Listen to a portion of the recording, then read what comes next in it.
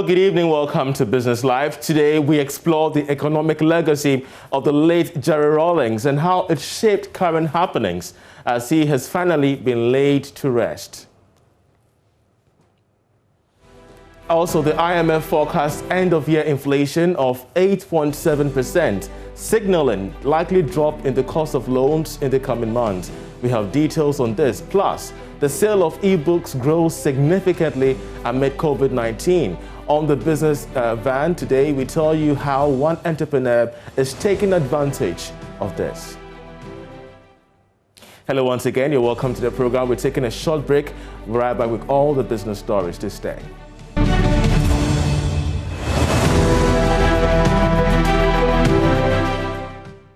Hello and welcome. The late President Jerry Rawlings is going down in history as one of the longest-serving heads of state in Ghana. But how did his reign influence the economic architecture of his country? Let's listen into his autobiography, which was read to us during the state funeral. His term witnessed massive decentralization reforms, a growing middle class, privatization schemes, and a proliferating private media. Development policies under Rawlings. Jerry Rawlings focused on implementing human-centered development policies in order to improve the health, nutritional status, and longevity of Ghanaians, where almost 40% of total public expenditure was allocated to education and the health sector alone. The ultimate aim was to create a socially equitable system of health for Ghanaians. In the area of rural development, vigorous and comprehensive rural development programs were realized. Electrification, which was available to less than 20% of Ghana's population, was extended to all 10 regions at the time and every district. While embarking on rural development programs policies were implemented to expand Ghana's middle-income group. With food security a priority for Rawlings, agricultural policies were initiated that resulted in the recognition of Ghana's food production growth of 148% for the period between 1995 to 1997, as the third highest achievement on the record after Jordan, 157%, and China, 156%, in the World Bank's 1999 to 2000 development report. Aggressive policies were implemented to support Ghana's traditional export industries, such as gold and cocoa, and also to diversify its export content. In 1994, Ghana Investment Promotion Center was created to encourage and promote investment in Ghana. Export initiatives were put in place to increase the supply of non-traditional exports through the establishment of export production villages, EPV, and systematic market research. As part of the government's policy to attract viable foreign direct investment to Ghana, the Free Zone scheme was implemented in 1997.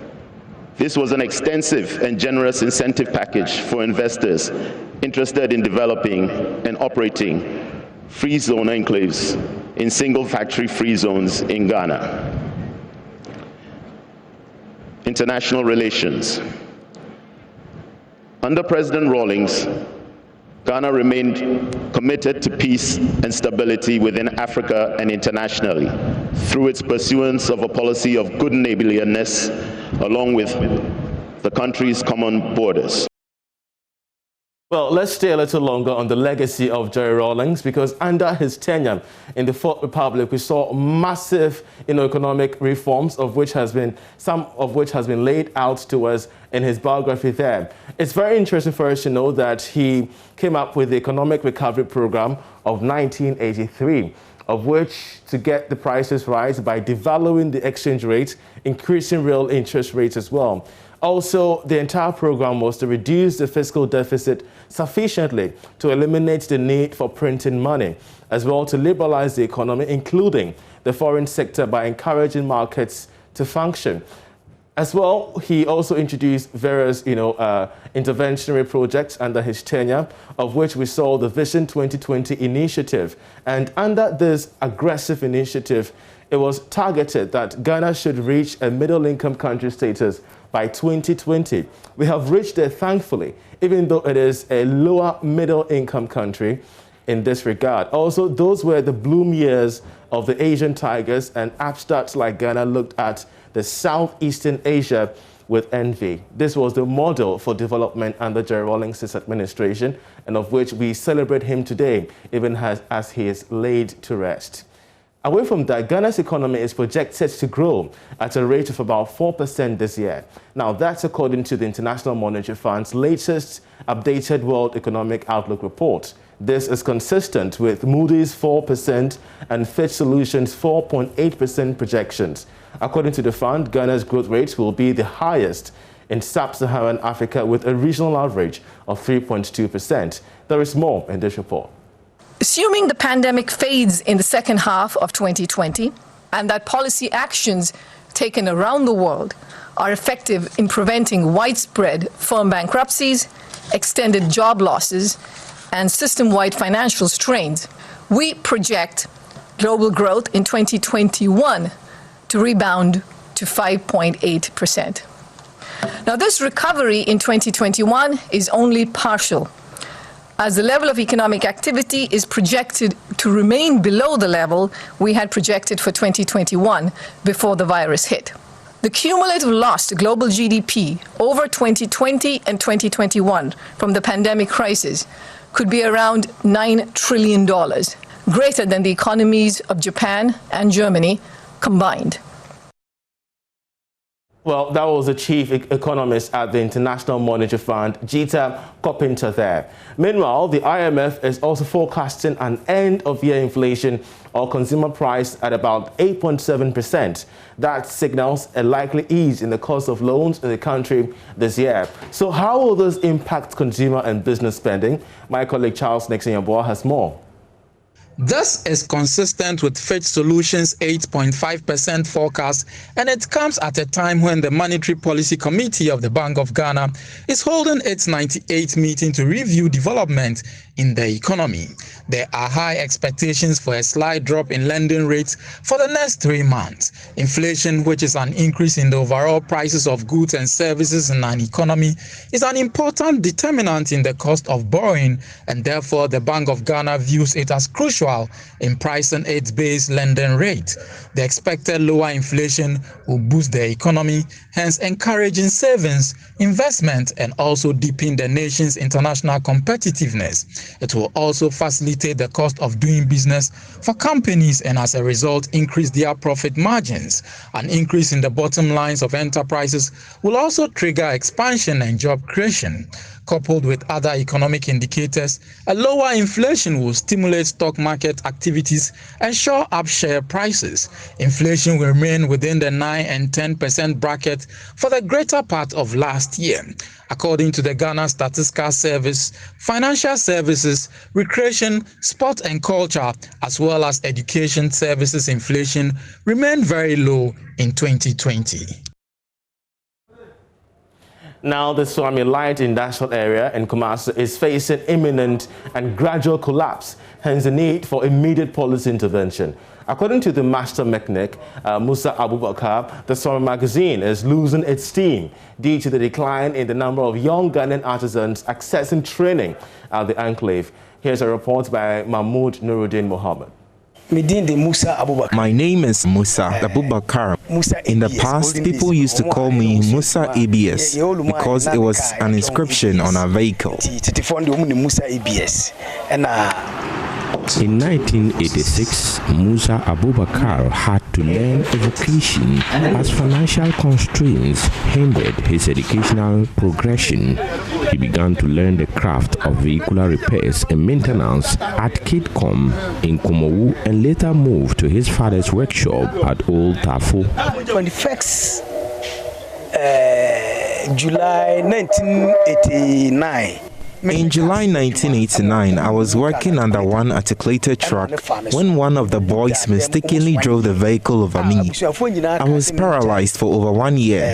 It really affected me a lot, but I was not perturbed in any way.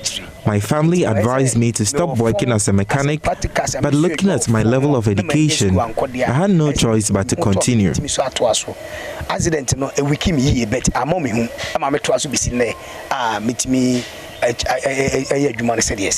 Mr. Abubakar says the job inspired him to train hundreds of Ghanaians who are now self-employed and working in many parts of the world.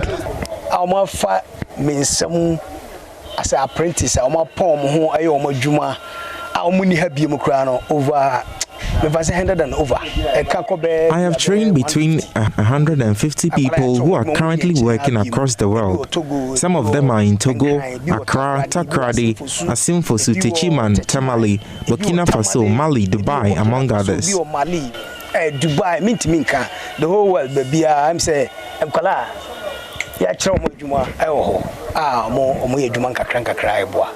Currently, there are about 50 trainees under his supervision. 1992.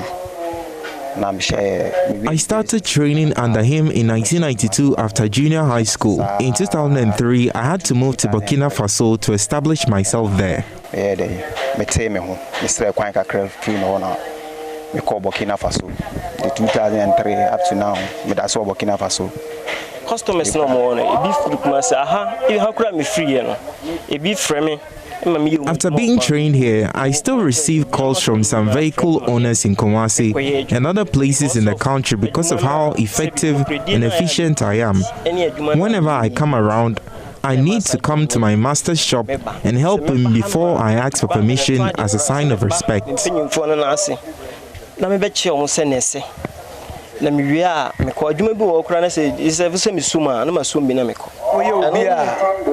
Once you are a trainer, there is the need to love and connect well with your trainees, especially those who have now moved elsewhere. That's why I am always in contact with every one of them. In some instances, we contact them to help us fix certain problems, even abroad like Italy.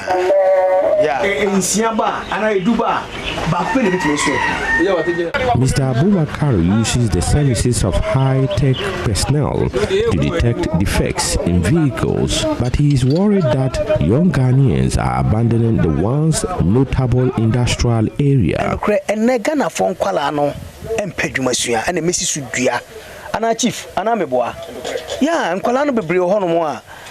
To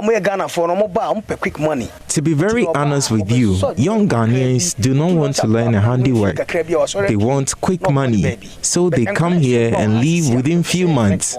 Now, I have only foreigners from French-speaking countries like some from Togo, Burkina Faso, Niger, Mali, Benin and Ivory Coast. But for young Ghanaians, they don't want to learn handiworks. They would soon be negative impact on the industry. Adwumasuano mompe nti ese ehwe ni yipa anisa dache e ba be short mechanics e wo Ghana crude mu ti be say free school the entire free school mu ni say and obia person enko school so we go school na wie mpo. Everyone wants free education. These are some of our concerns. After the introduction of free education by His Excellency Nanado, do we ask what comes after the university? Most of the students are in the classrooms, but their spirits are far away from the formal education. Either way, we should not abuse our human resource. There should be a way of identifying those who want to learn handiwork and get them enrolled to sustain this industry. I can take up to 40 people here and train them if there is a proper government initiative.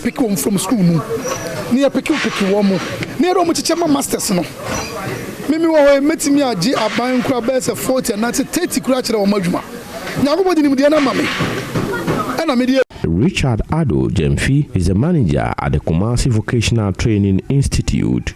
He says evidence shows Suame magazine is becoming more of a spare parts dealing hub than what it used to be.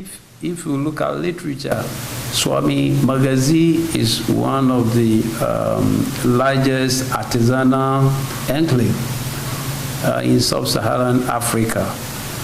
So still there is hope, but if nothing is done about it, I don't know, the time will come, it will turn into spare parts hub. So that creativity will not be there. So we need a collective effort as a people. We are into training. There are other agencies that can also come on board, and the mother association itself also needs to play a role in this enterprise for us to come together and transform Suame magazine. Just like Mr. Jemfi, Mr. Abubakar proposes steps be taken to make Suame magazine more attractive to the youth. A report by Mohammed Nuruddin. And you're still watching Business Live. We're taking a short break. We'll be right back to stay.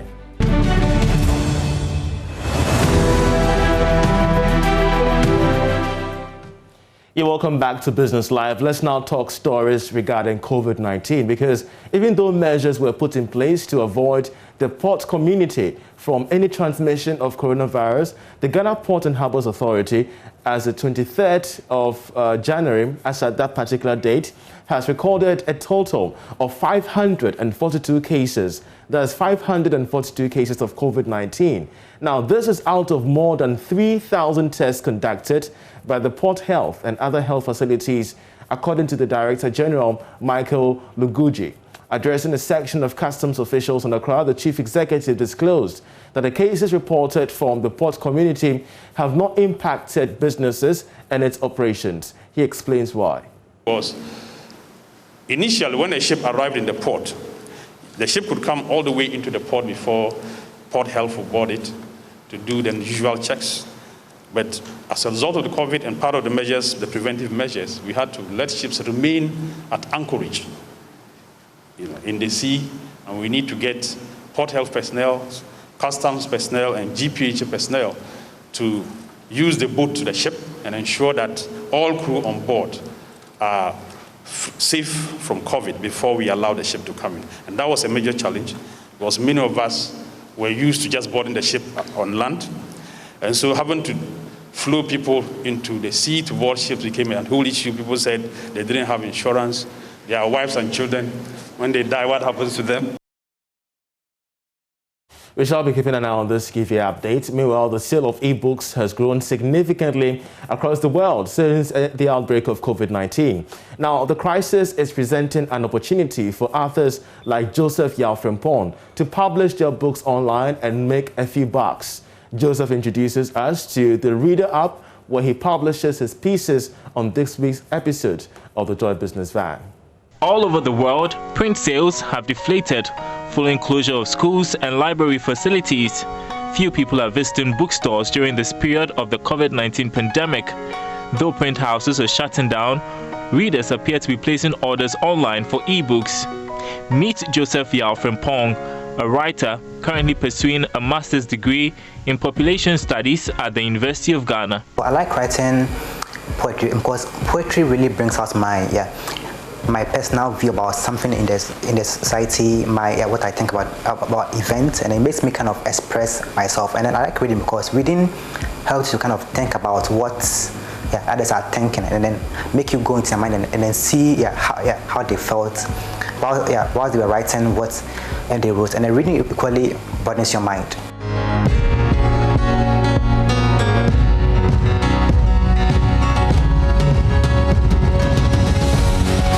I like reading about autobiographies. I like reading about poetry. I like reading about histories. So then my three things I like reading: histories, biographies, and then so I say yes, anthologies. I mostly write about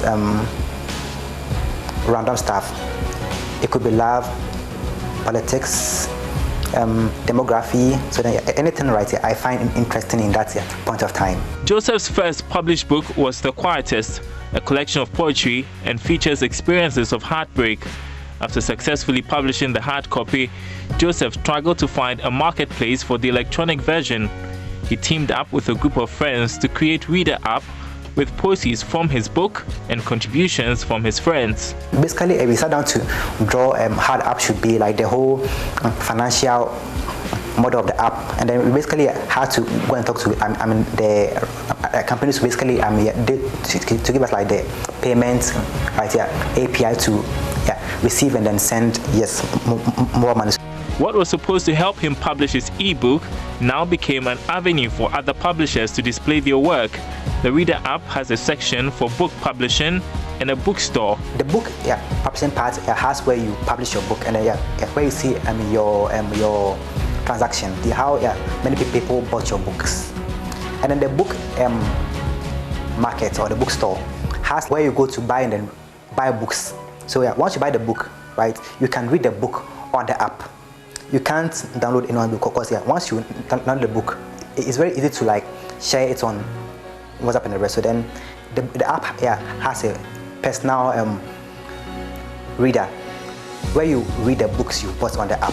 On the 1st of January 2019, the app was launched. Initially, I didn't have any expectation because I thought like, oh, maybe it would be like maybe a very small side hustle. But then like the first week, I was surprised. Like the numbers, I think the first week I had over like 200 like rights, users, and then I was like, hey, wow, and then yes, I didn't even make enough marketing about it because like, there was no hype about it, and then basically the app got many users. I was like, oh wow, probably this one would work.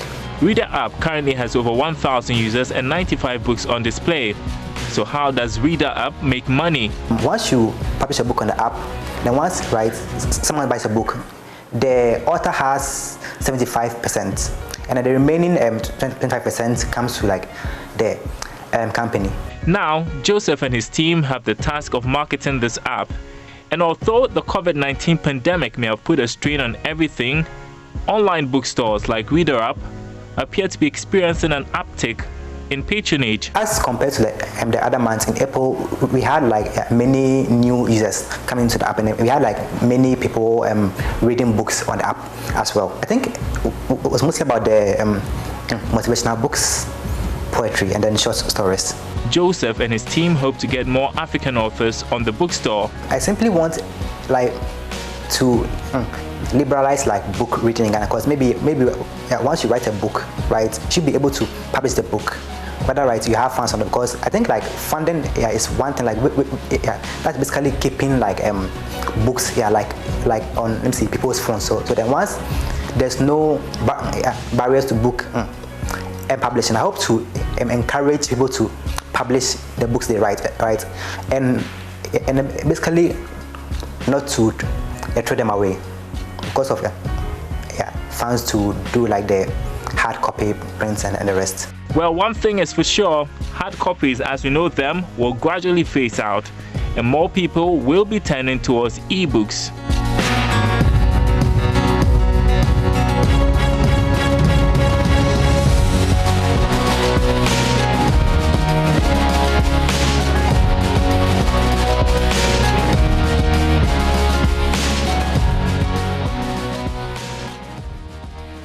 This edition of Business Life. My name is Charles Aite. For me and the rest of the team, many thanks for watching.